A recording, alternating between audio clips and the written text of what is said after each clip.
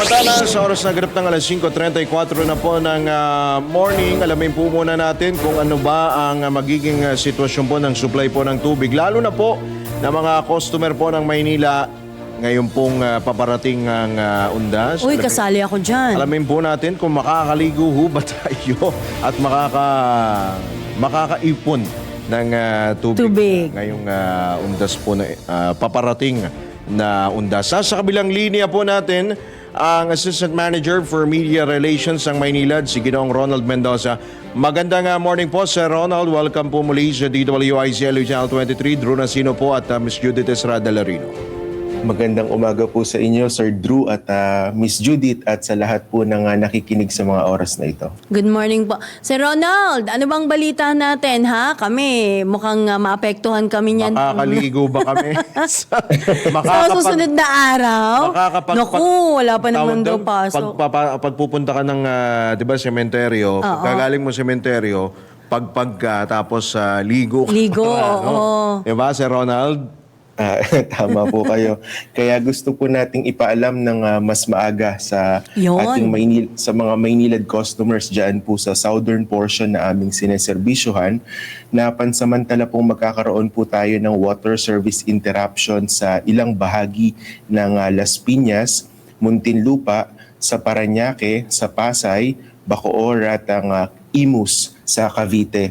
Mararanasan po yung interruption pong iyan sa iba't ibang oras at duration mula po sa darating na Biyernes, November 1 po yan, araw ng undas, hanggang kinabukasan na po, November 2, Sabado. Sir Drew at Miss Judith, ito po ay para bigyang daan ng ilang maintenance at repair activities na nangangailangan po ng pansamantalang pag-shutdown naman ng aming water treatment plants dyan po sa Muntinlupa City. Mahalaga pong ginagawa po kasi ito, no, Ma'am Judith, para mapanatili po na nasa maayos na kondisyon yung ating pasilidad at matiyak din po na patuloy na yung reliability ng ating water services. Ayan, at least may pasabi agad, no, para naman makapag-ipon ng tubig, ano? At lalo na ngayon dahil holiday, 'di ba? Dito ba sa bandang Kamanaba or sa may bandang Maynila? Wala bang mga advisory kayo, Sir Ronald? Lalo dyan sa Maynila, syempre. Sa mga oras pong ito, ano, ang atin lang pong gustong ipabatid ay yung ating gagawing water service interruption dyan po sa southern portion dahil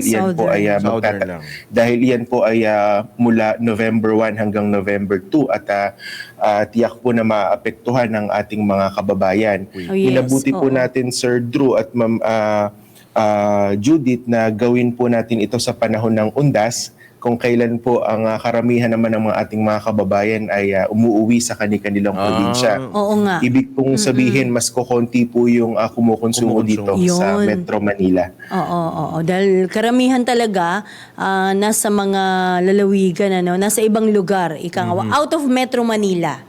Ayan. Tama po kayo, no?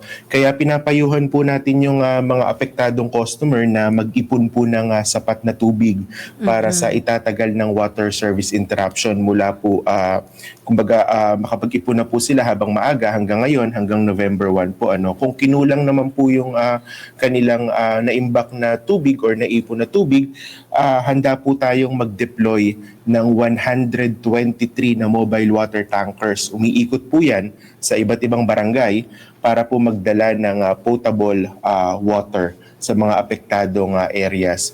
Gayon din po, no, magi-install po tayo ng 23 stationary water tanks sa iba't ibang bahagi po ng lugar na ating nabanggit, no, para mapanatili po natin or masuportahan po natin yung ating mga kababayan na kukulangin po sa naipon nilang tubig. Yun, good. Oo, at least baka medyo mainit-init at naparami ang paggamit ng gamit ng tubig nga, nag-goli, ayan, di ba? Meron, at least may sagot din ang Maynila doon, ano? Sir Ronald, ako, ang tanong ko lang, wala ba tayong inaasang dagdag, singil, bawas singil? Ngayong last quarter ng taon, papalapit na ang Pasko at batid naman namin na mukha namang napuno yung mga dam dahil umulan, di ba? Wala ba tayong mga expected po na mga rate adjustments po, Sir Ronald? Sir Drew, babalikan po namin kayo sa usapin yan sa mga susunod pong araw. Pero sa ngayon po, wala pa po tayong alam. Wala pang adjustment. Announcement. Mabuti naman kung wala pang announcement. Basta ang mahalaga, nakapag-announce sila ng mas maaga, no? Para makapag-ipon ng ating mga kababayan, lalong-lalo na dito sa southern portion. Sir Ronald, baka meron ho kayong mga karagdagang pampanawagan sa ating po mga kababayan. Sa lahat po ng Maynilad customers, makikita po ang kumpletong listahan ng mga apektadong barangay at ang kani-kanilang service interruption schedule sa aming website. Bisitahin lamang po ang www.maynilad.com.ph at ang aming social media accounts sa Facebook at gayon din po sa X o dating Twitter. Kami po ay humihingi ng paumanhin sa publiko o sa ating mga customers sa abalang dulot po na gagawin naming water service interruption sa mga lugar na ating nabanggit. Makakaasa po kayo na matapos po yung aktibidad na ating gagawin sa aming mga planta dyan po sa South, makakaasa po kayo ng mas magandang serbisyo sa amin matapos po ito. Alright. Ayun. Marami Good. pong salamat, Sir Ronald Mendoza, sa inyo pong abiso. At magandang umaga po sa inyo at ingat po kayo, sir.